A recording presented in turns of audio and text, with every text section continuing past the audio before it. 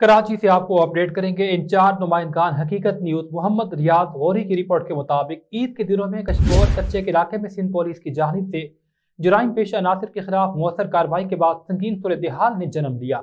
डाकुओं ने जवाबी कार्रवाई करते हुए कस्टम के 2 एहलकार और 1 ऑफिसर को अगवा किया।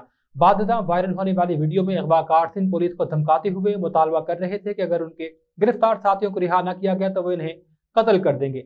वीडियो में मगवी अफराद को बेचैनी और कर्ब में देखा गया। वाक़ये ने मगवी एहलकारों के अहल खाना को ज़हनी और जज्बाती तौर पर शदीद मुतासिर किया।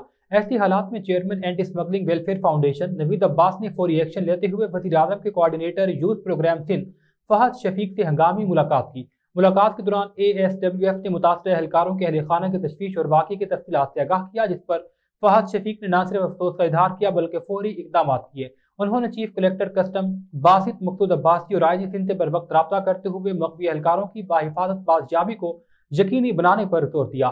एंटी स्मगलिंग वेलफेयर फाउंडेशन के तर्जुमान अली अब्बास ने मीडिया से गुफ्तगू में कहा, यह रियासत की रिट का मामला है। हम हुकूमत के शुक्रगुजार हैं कि इस हसास मामले पर फौरी और संजीदा इकदाम किया गया। उम्मीद करते हैं कि मगवी एहलकार जल्द बाहिफाजत बाजियाब होंगे। Chairman anti smuggling welfare foundation ने हुकूमत पाकिस्तान से मुतालबा किया है कि मुजरिमान को कैफरे किरदार तक पहुंचाया जाए। ऐसे वाक़यात की रोकथाम के लिए मौसर इकदाम किए जाएं।